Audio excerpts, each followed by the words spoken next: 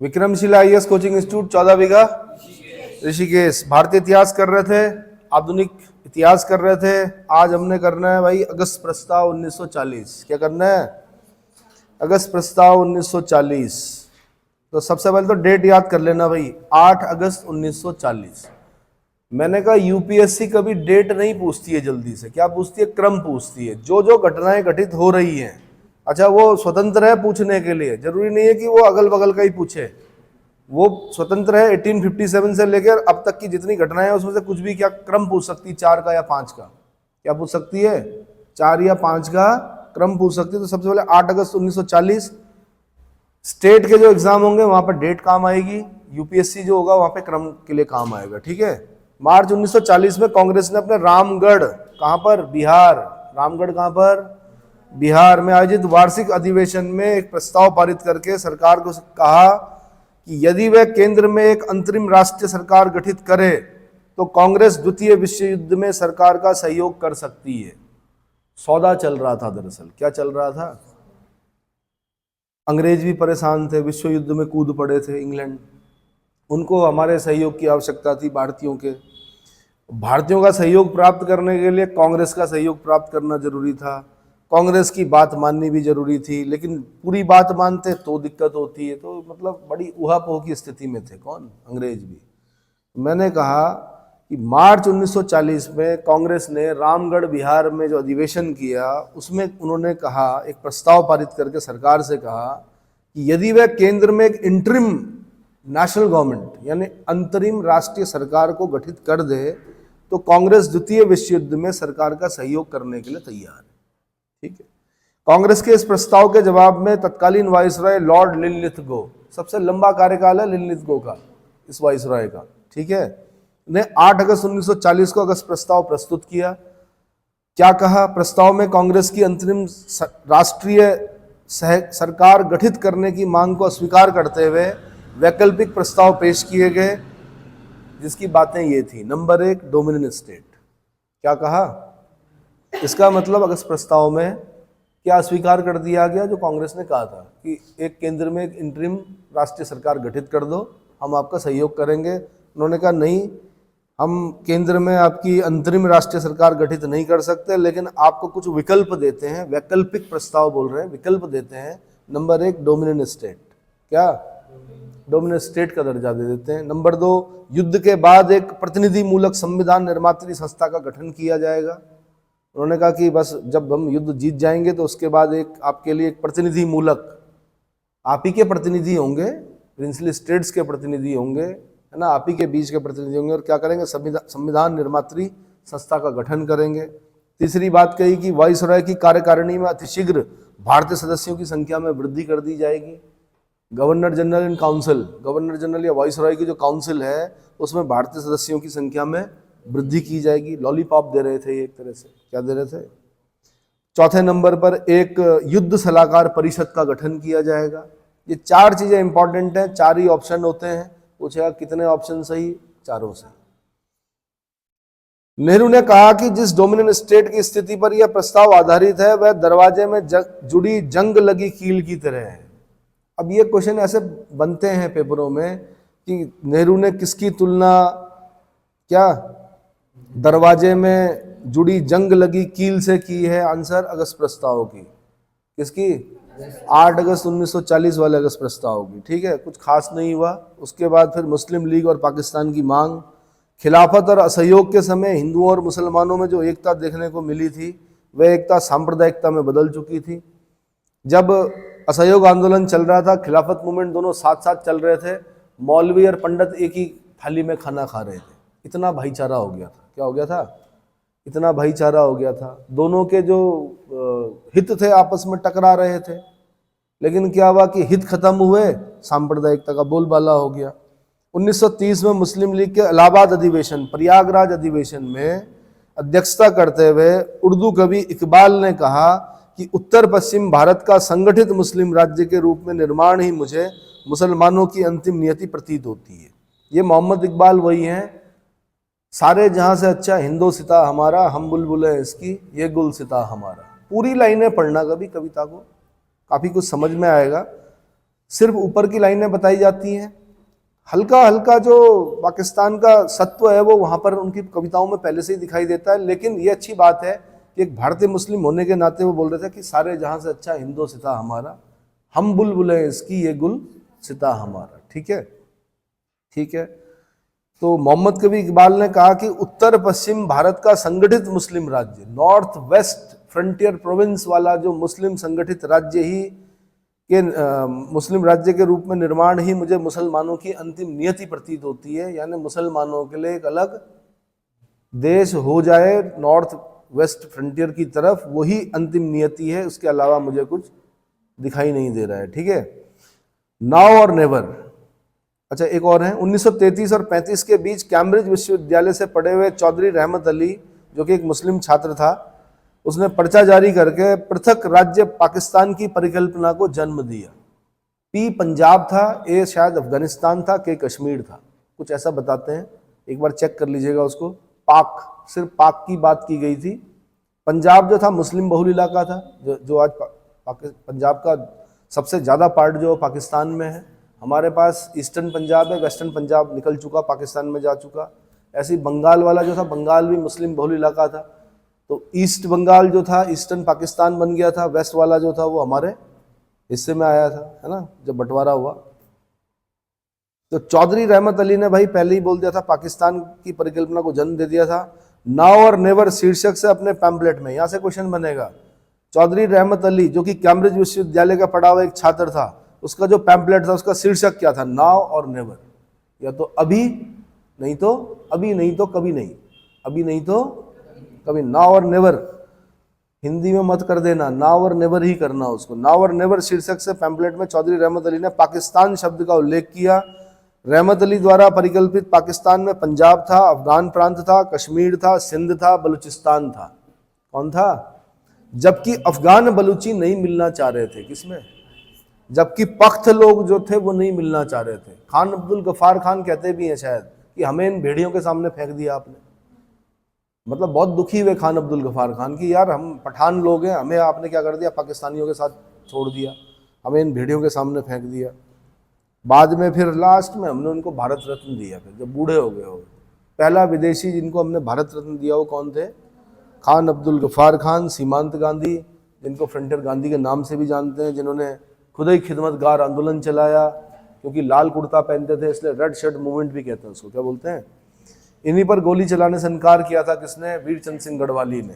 वीरचंद सिंह गढ़वाली कौन थे? वीरचंद सिंह भंडारी, भंडारी, ठीक है जी।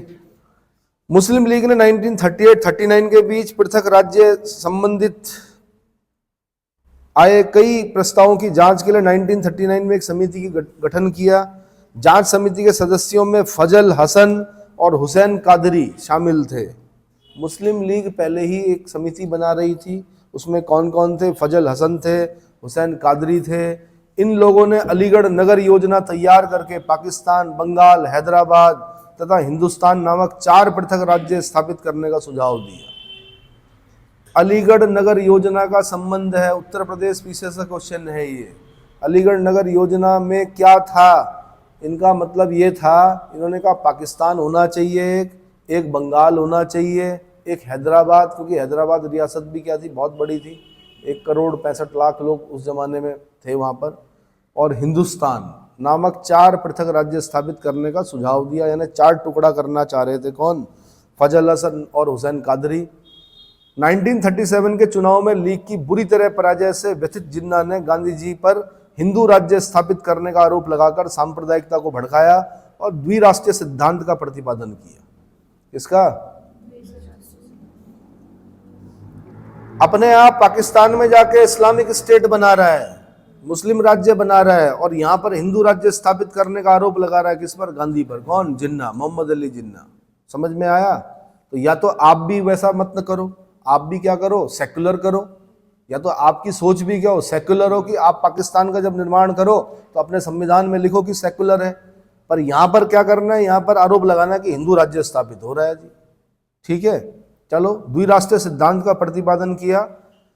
अब तक जिन्ना मुस्लिम लीग का एक प्रभावशाली नेता के रूप में उभर चुके थे उन्होंने अपने एक भाषण में कहा था, हम न तो अंग्रेजों को और न ही गांधी को मुसलमानों पर शासन करने देंगे। न तो अंग्रेजों को और न ही गांधी को मुसलमानों पर शासन करने देंगे। हम स्वतंत्र होना चाहते हैं। क्या होना चाहते हैं? स्वतंत्र। कौन होना चाह रहा था? सब क्या था? सब अपना अपना बनना चाह रहे थे। जिन्ना कुल मिला के पाकिस्तान का क्या बनना चाह रहे थे? राष्ट्राध्यक्ष बनना चाह रहे थे। हुआ भी ऐसे ही। 14-15 अगस्त को देश आजाद हुआ। इधर नेहरू बने, उधर जिन्ना बना। भोग कोई पाया नहीं। जिन्ना तो नहीं भोग पाया। टीबी थी, बड़ी गजब खतरनाक किस्म की टीबी थी। और टीबी उस जमाने में कैसी बीमारी थी? लाइलाज। जैसे आज एड्स है, वैसे उस जमाने में क्या था? टीबी था। ठीक है। ट्यूबरक्लोसिस होने के बाद भी ये व्यक्ति लास्ट तक लगा रहा। इसने विभाजन करवा के छोड़ा। किसका? देश का। चलो, तो क्या हुआ भाई? ना तो अंग्रेजों को ना गांधी को मुसलमानों पर शासन करने दूंगा, हम स्वतंत्र होना चाहते हैं। 22-23 मार्च 1940 को मुस्लिम लीग के लाहौर अधिवेशन में पहली बार पाकिस्तान राज्य के निर्माण का प्रस्ताव पारित किया गया। ध्यान रखना, मुस्लिम लीग का लाहौर अधिवेशन, कांग्रेस मत कर देना। किसमें? 22-23 मार्च 1940 मुस्लिम लीग लाहौर अधिवेशन, पहली बार पृथक पाकिस्तान राज्य के निर्माण का प्रस्ताव पारित किया गया। परंतु प्रस्ताव में पाकिस्तान शब्द का जिक्र नहीं था। किसका? लीग के इस अधिवेशन 1940 की अध्यक्षता मोहम्मद अली जिन्ना ने की। मोहम्मद अली जिन्ना ने मुस्लिम लीग की अध्यक्षता कब की? आंसर लाहौर में की, 1940 में की। कब की? 1940 में। पृथक पाकिस्तान की मांग को पहली बार आंशिक मान्यता 1942 के क्रिप्स प्रस्ताव में मिली। अंग्रेज तो थे ही, आपको पता है। 40 में जिन्ना ने कहा, 42 में क्रिप्स ने थोड़ा थोड़ा क्लियर रूप से नहीं कहा, लेकिन बोल दिया कि हाँ जी, क्या आंशिक मान्यता बोल रहा है। इसलिए क्या बोल रहा है? आंशिक मान्यता 1942 के क्रिप्स प्रस्ताव में मिली। प्रस्ताव में व्यवस्था थी कि ब्रिटिश भारत का कोई राज्य यदि भारतीय गणतंत्र से अलग होना चाहे तो उसे उसकी आजादी होगी। अब देखो ना, जो अलग होना चाहे, मतलब इनको पता था कि कोई अलग होना चाह रहा है। तो अगर ये ऐसा बोल रहे हैं तो इसका मतलब क्या? आंशिक मान्यता दे दी इन्होंने पाकिस्तान को। सरकार की बांटो और राज करो की नीति ने पृथक पाकिस्तान की मांग को संरक्षण प्रदान किया। बांटो और राज करो। व्यक्तिगत सत्याग्रह 1940, पता नहीं कितनी बार क्वेश्चन देख चुके हैं कि पहले व्यक्तिगत सत्याग्रही कौन थे? विनोबा भावे थे, वही भूदान आंदोलन वाले, है ना। ठीक है। अगस्त प्रस्तावों की पूरी तरह अस्वीकार करते हुए कांग्रेस ने व्यक्तिगत सत्याग्रह गांधी जी के नेतृत्व में शुरू करने का निर्णय लिया। यह सत्याग्रह ब्रिटिश सरकार की भारत नीति के प्रति नैतिक विरोध को प्रतीकात्मक अभिव्यक्ति थी। प्रतीकात्मक अभिव्यक्ति थी। व्यक्तिगत सत्याग्रह की शुरुआत, डेट याद करनी पड़ेगी भाई आपको, 17 अक्टूबर 1940। डेट क्या याद करनी है? 17 अक्टूबर 1940। प्रथम सत्याग्रही महात्मा गांधी ने किसको चुना? विनोबा भावे को मनोनीत किया। तो पहले सत्याग्रही विनोबा भावे, दूसरे सत्याग्रही जवाहरलाल नेहरू। अपने समय में हमने पहला सत्याग्रही याद कर लिया था। उत्तर प्रदेश वालों ने पूछा दूसरा सत्याग्रही कौन था, हमें भी नहीं मालूम था। अब तो किताबों में छप गया ना, लेकिन उसमें ढूंढना पड़ता था। ऑथेंटिक बुक पढ़नी पड़ती थी। एक पेज में एक ही पॉइंट मिलता था या 2 पॉइंट मिलते ज्यादा था। समझ में आया? तो दूसरे सत्याग्रही कौन भाई? जेएल नेहरू। ठीक है। 2 चरणों में चलने वाले व्यक्तिगत सत्याग्रह का दूसरा चरण 5 जनवरी 1941 को शुरू हुआ। इस सत्याग्रह में कुल करीब 25,000 सत्याग्रही जेल गए, जिसमें कांग्रेस के कई वरिष्ठ नेता और विधानमंडलों के सदस्य भी शामिल थे। गांधी जी ने स्वयं आंदोलनकारियों के मार्गदर्शन के लिए जेल से बाहर रहे। इस आंदोलन के दौरान दिल्ली चलो का नारा दिया गया और इसलिए इसे दिल्ली चलो आंदोलन की संज्ञा दी जाती है। क्या कहा? दिल्ली चलो। क्या कहा भाई? तो दिल्ली चलो आंदोलन के नाम से जाना जाता है किसे? आंसर व्यक्तिगत सत्याग्रह 1940 को। अगला क्रिप्स प्रस्ताव 1942। क्रिप्स प्रस्ताव, द्वितीय विश्व युद्ध में मित्र राष्ट्रों की कमजोर हो रही स्थिति के कारण ब्रिटेन पर इस बात का दबाव बढ़ने लगा कि वह भारत की जनता के साथ न्यायपूर्ण व्यवहार करे। अमेरिकी राष्ट्रपति रूजवेल्ट, कौन? रूजवेल्ट। लगाओ, तीसा की मंदी आई थी कब? 1929 में। 4 बार राष्ट्रपति रहा ये आदमी। कौन? Franklin D Roosevelt. संविधान में संशोधन करना पड़ा अमेरिका के, बोलना पड़ा 2 बार से ज्यादा कोई राष्ट्रपति नहीं रहेगा। ये 4 बार राष्ट्रपति रहा। कार्यकाल 4 साल का होता है शायद वहां पर राष्ट्रपति का। कितना होता है? 4 साल का ही होता है। अमेरिकी राष्ट्रपति का कार्यकाल निकालिए कितने साल का होता है। तो उस समय अमेरिका का राष्ट्रपति, तो 1929 से लगाओ, मतलब तीसा की मंदी बोलते हैं उसको, मान मंदी, 30 से लगभग 12 जोड़ दो, कितना हो गया? हाँ, तो 42 में भी कौन है? Franklin D Roosevelt. ऑस्ट्रेलियाई प्रधानमंत्री इवार और चीनी राष्ट्रपति Chiang Kai Shek, Chiang Kai Shek, 3 बड़े देशों के कौन, मतलब राष्ट्रपति, राष्ट्राध्यक्ष और राष्ट्रप्रधान जो हैं वो क्या कर रहे हैं, और ब्रिटिश प्रधानमंत्री ये क्या कर रहे हैं, ब्रिटिश प्रधानमंत्री चर्चिल पर दबाव डाल रहे हैं कि भारतीयों का युद्ध में सहयोग प्राप्त करने के लिए बातचीत करें। क्या करें? रंगून बर्मा के पतन के 3 दिन बाद विंस्टन चर्चिल ने घोषणा की कि ब्रिटिश सरकार भारत के राजनीतिक और वैधानिक गतिरोध को दूर करने के लिए युद्धकालीन मंत्रिमंडल के सदस्य स्टैफोर्ड क्रिप्स के नेतृत्व में एक मिशन भारत भेजेंगे। किसके? Sir Stafford Cripps. ये आगे भी दिखाई देगा आपको कैबिनेट मिशन में। 3 लोग होंगे, स्टैफोर्ड क्रिप्स होंगे, एबी अलेक्जेंडर होंगे और पैथिक लॉरेंस होंगे। कौन होंगे? यही होंगे, पैथिक लॉरेंस, एबी अलेक्जेंडर और, लेकिन पहले क्रिप्स आ चुका है यहाँ पर। स्टैफोर्ड क्रिप्स के नेतृत्व में एक मिशन भारत भेजेंगे, जिसकी घोषणा 11 मार्च 1942 को की गई। स्टैफोर्ड क्रिप्स भारत के शुभचिंतकों और स्वतंत्रता के हिमायतियों में से एक थे। वे व्यक्तिगत रूप से समाजवादी थे और भारत के कई चोटी के नेताओं से उनके मैत्रीपूर्ण संबंध थे। जानबूझ के भेजते थे ऐसे लोगों को, मैत्रीपूर्ण संबंध हैं नेताओं के साथ, साथ में उनकी जो छवि बनी हुई, भारत के शुभचिंतकों की छवि बनी हुई, ठीक है, और स्वतंत्रता का हिमायती बना हुआ है और समाजवादी है। पर कोई भी, मुझे नहीं लगता कि ब्रिटेन का कोई भी व्यक्ति भारत को स्वतंत्र करना चाह रहा था अभी तक, ठीक है। करना पड़ा है इनको 42 के बाद, भारत छोड़ो आंदोलन के बाद, ठीक है।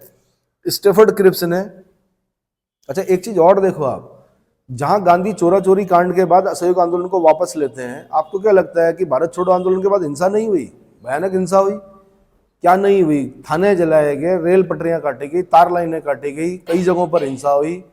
गांधी जी से आरोप लगाया गया, गांधी जी पर, कि आप अहिंसा के पुजारी हो, आप बात करते हो आप अहिंसा के पुजारी हो, इतनी हिंसा हो रही है, आप आंदोलन वापस क्यों नहीं ले रहे हो?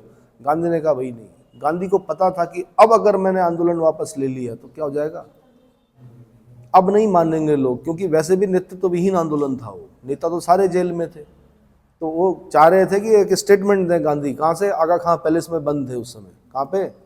पूना के आगा खां पैलेस में बंद थे। अंग्रेज चाह रहे थे कि स्टेटमेंट दें, अखबारों में हम छापे कि गांधी ने कहा कि मैं असहयोग आंदोलन को वापस ले रहा हूँ, लेकिन नहीं, गांधी चुप रहे वहाँ पर।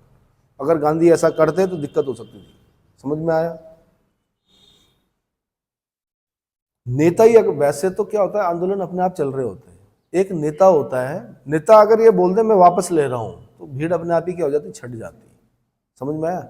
असहयोग आंदोलन भी ऐसे ही चल रहा था। क्या करना था? असहयोग ही तो करना था।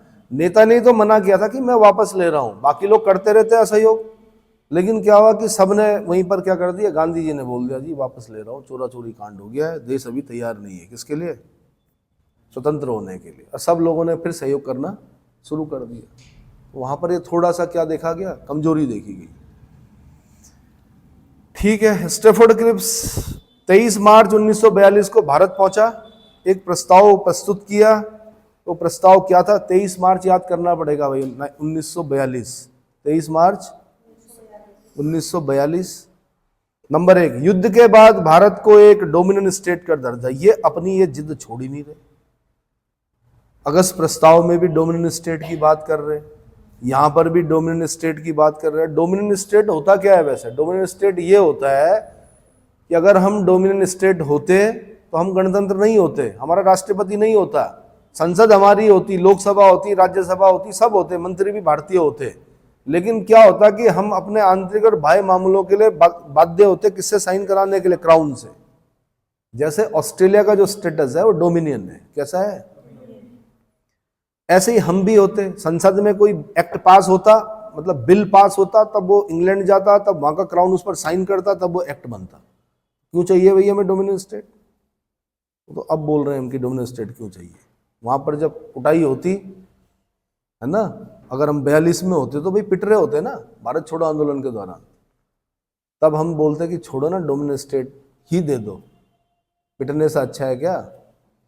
क्योंकि बहुत मारा गया भाई, बहुत कूटा गया, क्या बोले, गोलियां चली। युद्ध के बाद भारत को एक डोमिनेंट स्टेट का दर्जा दिया जाएगा जो किसी घरेलू या बाहरी सत्ता के अधीन नहीं होगा, और यदि वह चाहेगा तो ब्रिटिश राष्ट्रमंडल से संबंध विच्छेद कर सकेगा।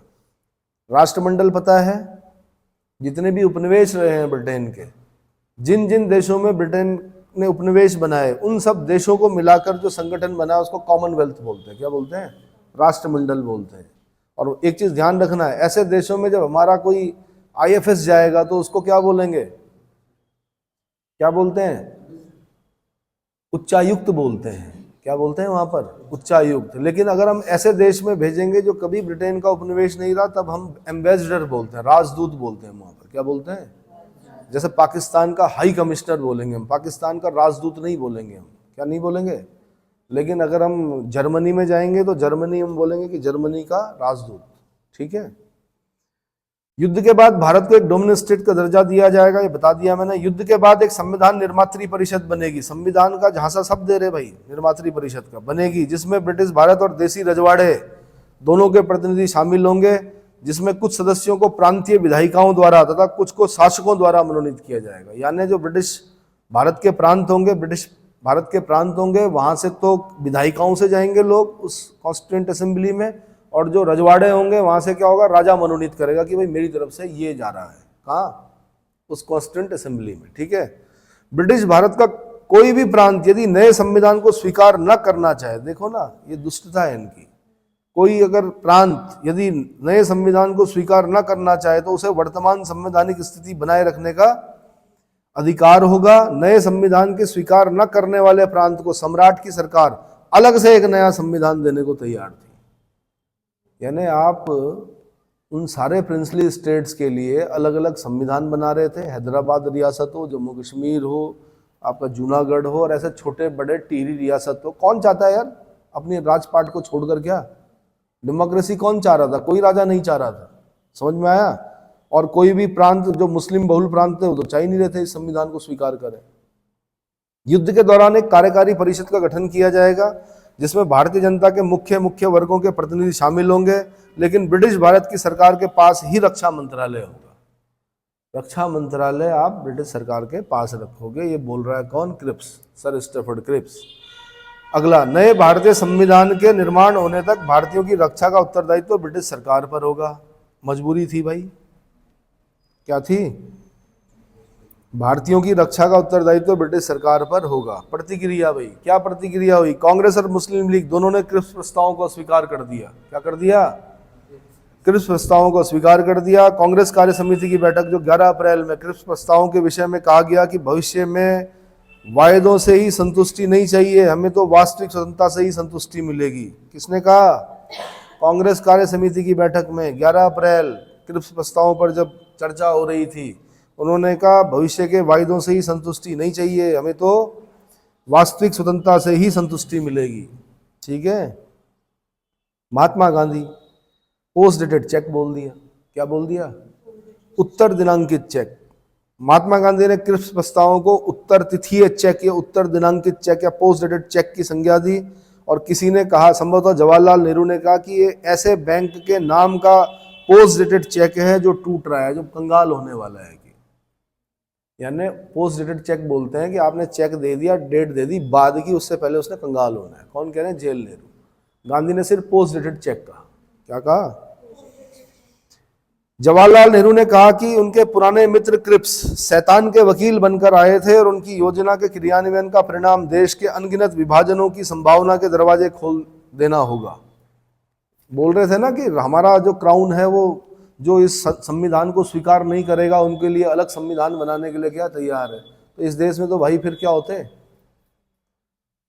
300-400 संविधान होते हैं, है ना। हिमाचल के महाराजा सिरमौर का संविधान अलग होता, टिहरी के राजा का संविधान अलग होता, है ना। राजस्थान के कई रजवाड़े जो होते हैं सबके संविधान क्या होते हैं? अलग अलग होते हैं, क्योंकि कोई मानता ही नहीं इसको। मुस्लिम लीग ने इस प्रस्ताव की आलोचना इसलिए की क्योंकि इसमें सांप्रदायिक आधार पर देश के विभाजन की मांग नहीं मानी गई थी।